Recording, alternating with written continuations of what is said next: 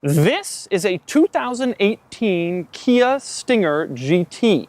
It's a 365 horsepower rear-wheel drive or all-wheel drive luxury performance sedan from Kia. It costs over $50,000 for a Kia. Today, I'm going to find out if it's worth it. But first, a little background. Kia first came to the US market in 1995 with a crappy little SUV called the Sportage and a crappy little compact car called the Sophia. At the time, they were a laughingstock, but over the years, they've gotten better and better, making excellent, stylish cars that people actually want to buy, to the point where they now feel confident enough to put out a rear-wheel drive sports sedan like a BMW, except it's a Kia. And yet, on paper, it looks pretty good. There's a base model with a turbocharged four-cylinder that makes 255 horsepower, which is pretty strong. But this is the one that everybody's talking about, the Stinger GT, with a 365 horsepower twin-turbo V6 and rear or all-wheel drive. And it doesn't just look good on paper. Take a look at this thing. This is an attractive car with handsome, gorgeous lines and excellent proportions. This is a Kia that you don't buy because it's the best value three-row SUV with a 10-year, 100,000-mile warranty. This is a car you buy because you want to. And it's a Kia. I've borrowed this Stinger GT from Kia of Cerritos here in the Los Angeles area. They have a few Stingers and Stinger GTs in their inventory. You can check them out if you click the link in the description below. Now, I'm truly excited to check this thing out today and find out if Kia has now become a credible player in the luxury sports sedan world. Today, I'm going to take you on a tour of the Stinger GT, and I'm going to show you all of its quirks and features, and then I'm going to get it out on the road and see how it drives, and then I'm going to give it a Doug score. For now, on to the quirks. I'm going to start up front with the headlights, and specifically the running lights. Like all cars, this one has LED running lights, but take a look at them. They look aggressive and mean and luxurious, and definitely not like any of the other Kias that you usually see. Also in the headlights, take a look at the turn signals. Those look especially cool. It's like a fighter squadron of blinking lights every time you put on the turn signal. That's one of the coolest turn signal looks I've seen in the car business. And speaking of the turn signals, moving on to the mirror turn signals, it's not like in every other car where it's just a little light on the side that lights up. Instead, there's a little style to it. It sort of kinks on the bottom, and at the end, there's a little dot of light, which is kind of unusual. Maybe more unusual is the trim on the outside of the mirror itself.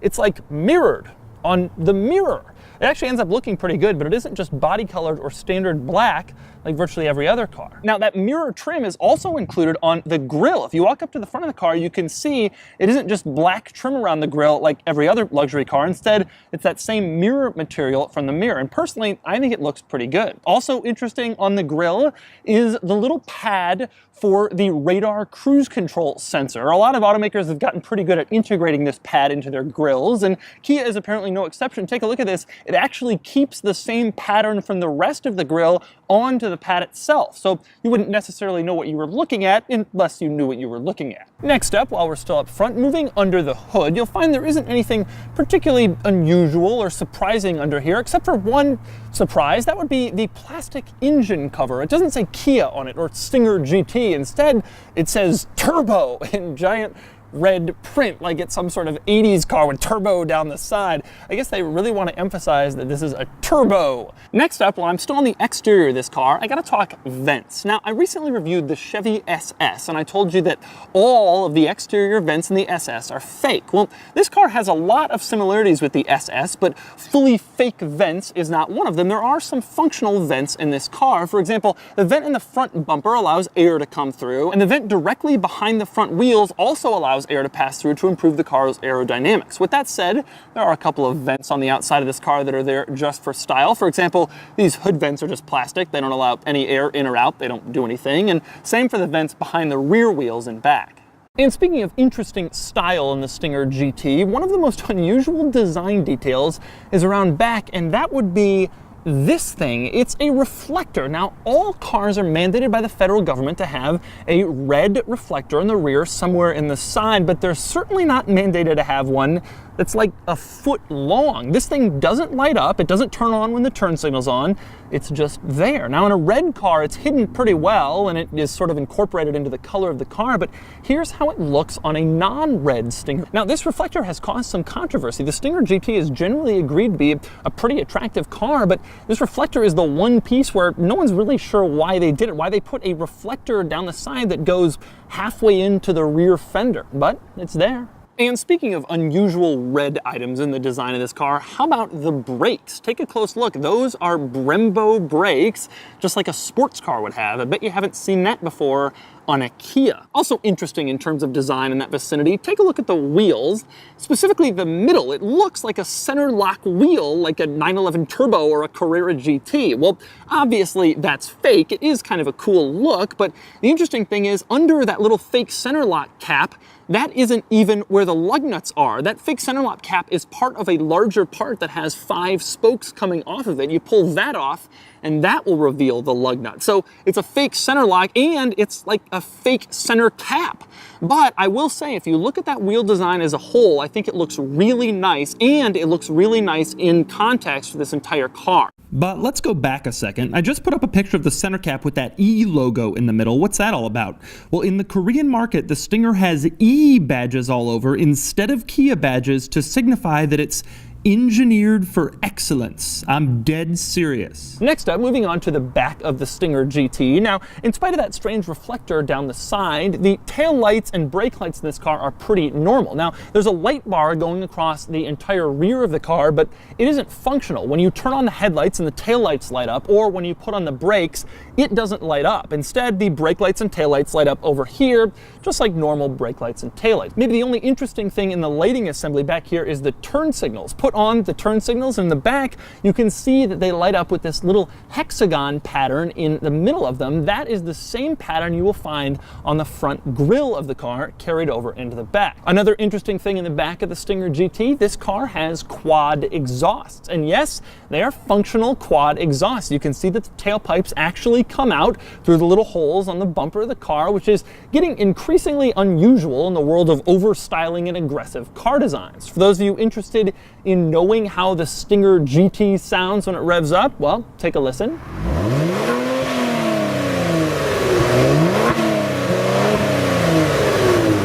Also interesting, this particular model has a little film applied over the bumper so that when you're loading something in and you accidentally hit the bumper, you won't chip or scratch your paint. On that film is printed the word Stinger, and it's one of the only times the word Stinger actually appears on this car. It's also on the rear deck lid itself, and then not anywhere else. In fact, it doesn't appear anywhere in the interior, which is surprising. There are a lot of Kia badges on this car, but not many Stinger badges. Now, 2 other interesting things about the Stinger GT on the outside before I move inside of it. One of those things is the key. Now, when you want to go and lock the Stinger GT, you don't just push a little button on a key fob. Instead, the key is arranged so that the lock looks like you're detonating a bomb or an explosive charge. It is so cool. I really like it. The other thing you can do from the key is one of the Stinger GT's most interesting party tricks. That would be raise the tailgate. That's right. Even though this thing looks like a sedan, even though this thing will compete primarily with sedans like BMW, Audi A4, it's actually a hatchback like a Panamera or an Audi A7. And if you take a look back here, you'll be surprised to find there's a decent amount of room in this thing. So it isn't just a sport sedan, it's sort of a sport practical hatchback. Next up, moving on from the trunk area, when you get inside the Stinger GT, you'll notice a couple of interesting quirks and features, one of which is as soon as you open the door, you'll notice that the door sill plates, they don't say anything on them. The ones in the Kia Sorento say Sorento on them, but this car, they're just blank. It doesn't even say Kia. Kia does put a lot of its Kia logos all over this car, but it's like they don't want you to necessarily know that it's a Stinger, they just want you to know that it's a Kia. The model is secondary, which is sort of an interesting decision. Next up, I gotta talk about the multicolor screen in the gauge cluster. I really like this screen. It has some unusual functions, one of which is when you start the car, it provides a little system check. Now, a lot of cars do this, but the cool cool thing about this one is the way it does the system check. It's like the car is driving into a virtual square to be completely checked over. I think that's a cool little graphic. I also like the fact that when you turn on the headlights, you're not just relying on the position of the stalk to let you know where the headlights are. Instead, you can actually see it in this little graphic display. That's a really good idea. And it's the same for the wipers. When you put the wipers on, you know how sometimes you put them on and you're like, is it on auto? Is it on intermittent? Is it on middle intermittent? I'm not really sure. Well, you can just look on the graphic and they will tell you exactly where the wipers are, so you don't have to look on the stalk itself and try to figure out which position it's in, and that is smart. Next up, like most luxury sports cars in this price point, this car has a heads-up display, a multicolor heads-up display. And one of the interesting things that I find about this heads-up display is just how much you can change it. In a lot of cars, it's configurable and you can move it up or down. In this one, you can also rotate it to the side. I have no idea why anyone would want to do that, but you can. You can also change a couple of different things about it. One of my favorites is the color of the speed readout. You can have it green or orange or white. If, for example, your favorite color is green, well, then you can look at your speed in green instead of in orange or in white. In fact, that little screen lets you configure a lot of things that you can't configure on other vehicles. One of my favorites is the number of times the turn signals flash when you tap the turn signal stalk. In most cars, you tap the stalk, it flashes 3 times so you can make a quick lane change. In this car, you can choose how many times it flashes. I haven't really seen that before in a lot of other cars. Now, moving on from that interesting screen and all of its functions, there are a couple of other interesting quirks in this car. For example, the buttons for the heated and cooled seats. They're not just buttons like in every other car. Instead, it's a little toggle switch. You push it up for heated, you push it down for cooled, and the lights above the toggle switches change color depending on whether you're getting your seats heated or cooled. And yes, this car has heated and cooled seats. In fact, this car has pretty much everything. This car is absolutely loaded. I mentioned the heads-up display, but heated, cooled seats, leather seats. It has every modern active safety feature, from adaptive cruise control to lane departure warning, lane keep assist. It is full of stuff. In addition, it's not just about the features and equipment this car has, but just how nice everything is. This is the nicest Kia I've ever been in. Every button and switch looks good and feels good. The interior materials are excellent. Look at this finish on the doors, the silver finish. It's just beautiful. If it wasn't a Kia and said it was a BMW or Mercedes-Benz, I can imagine this thing's price tag would probably start with a 7, especially when you factor in 365 horsepower and rear or all-wheel drive. One example of something that feels especially expensive, that would be the vents in the center and the interior here. They move around so you can place them basically anywhere you want to, but they don't feel cheap. When you move them, you actually have to put a little effort into them because they feel like they're really rooted in there. It's a nice feeling. And when you want to turn them off or turn them back on, they close and open with a nice little satisfying click sound. And speaking of satisfying sounds, another thing you can configure in that gauge cluster screen is a little welcome sound that welcomes you to the car every time you get in, or says goodbye every time you get out. Take a listen. That is one of the strangest vehicle sounds I've ever heard. It has no place in a performance luxury sports sedan like this one, but that little screen lets you configure everything else, so why not a little welcome and goodbye sound, I guess. Now, speaking of screens, the center screen inside the interior here is quite nice. It's large, like you'd expect from a modern car. And more importantly, when you touch it, it has virtually no lag when you're trying to move around and look at all the controls and go from screen to screen. It's really nice. Just move your finger and the screen moves just like you'd expect from your smartphone. And I really like that. There are also a couple of other interesting quirks inside the screen worth mentioning. One of them is the drive mode change alert feature, which is very interesting. Now, this car has, like most performance cars, different drive modes. You can go eco or normal or sport, whatever. And when you change the little dial so that you can go between modes, a little graphic of the car comes up on the infotainment screen showing it going into each different mode. But if you go into the drive mode change feature, you can change what shows up. Maybe you don't want to look at that graphic. Instead, you just want it to tell you when you're in a new mode. So you can set it so that it doesn't show the graphic of the entire vehicle. Or you can just turn it completely off so that when you go between modes, it only shows up on the little screen in the gauge cluster and not in the middle. I have no idea why this is configurable. Every other car, you change the mode and it just pops up and everybody kind of lives with it. But in this car, a lot of stuff is configurable, and that's one of the strange ones. Something I absolutely love that this car allows you to configure, that would be the steering wheel stereo mode. Now, in most cars, when you're trying to switch between mode, AM, FM, XM radio, CD player, whatever, on your steering wheel, you got to sit through every single mode to get to the one you want. But in this car, you can make it so some modes don't appear. For example, no one still listens to AM radio, so you can just take that one right off the mode button's functionality. So when you're scrolling through things, AM radio won't show up and it'll skip right from FM to XM. Maybe the only things you use are FM radio and your iPod. Well, you can get rid of everything else, so when you press mode, it just cycles between FM radio and iPod. That is a really good idea that everybody should look into adopting. Another interesting thing about the center screen, it gives you the ability to change keyboards.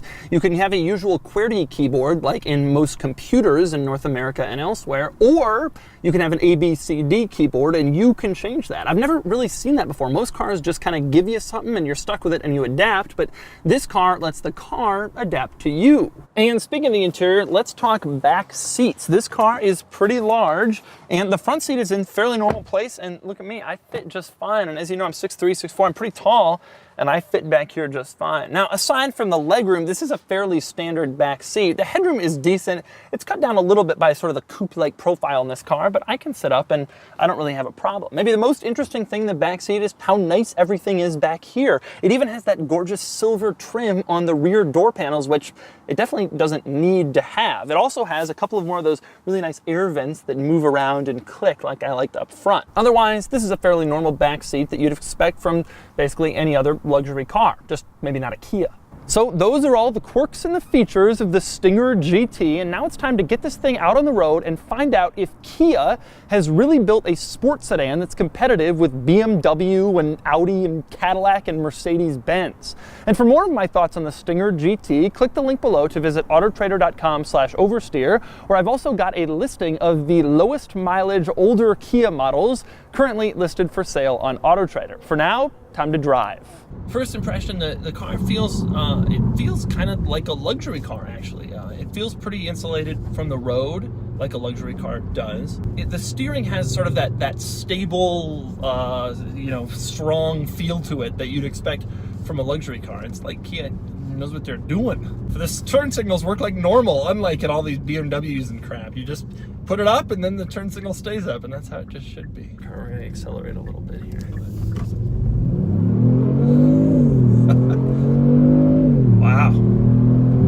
Wow. Yeah, it's nice and quick. It really does feel like all of 365 horsepower. The twin turbocharged, even though it's turbocharged, it doesn't feel like it has any lag. That's kind of, I guess, a benefit of the twin turbochargers. Wow, yeah, it's strong. Man, I've been driving around in a Lexus RCF. It doesn't feel much slower than that car, even though it's got 100 less horsepower. The sound is not like a muscle car. I think this is more of a car that you can drive as a normal person if you want to just kind of drive around town. The exhaust sound is good to say, but it could be. I mean, if it was, it's not a V8 and it's not a muscle car, it's not a sports car. I think they were going for sort of that like sports sedan demographic who actually is going to use this thing to commute. They don't want their car to annoy them at all hours. The thing that's, I think, the most impressive, even just in a short, I'm 5 minutes behind the wheel, you can already tell the thing that's most impressive is the handling. This is not a very small car. It has a big back seat, it has a big trunk, it's very practical, and yet the steering is sharp, it's quick. The handling is real precise. That is actually surprised me more than the acceleration. The acceleration is about on par with what I expected given the horsepower number and all that. It's not really all that surprising. But the steering, it feels like almost like a sports car, which is impressive for a vehicle of this size. And it's especially impressive because I looked down and I see a Kia badge on the steering wheel. The whole thing is very impressive. There's very little body lean.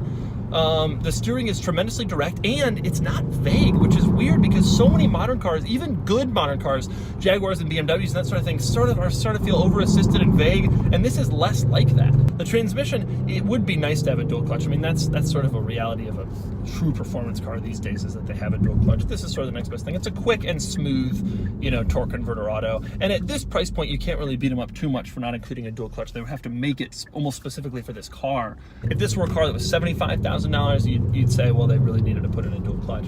Everything feels really nice. When I touch the turn signal, it doesn't feel like it's wobbly. I'm not hearing any creaks or rattles, which is nice because this is like one of the very first delivered of a brand new car in the first model year. Everything is screwed together well.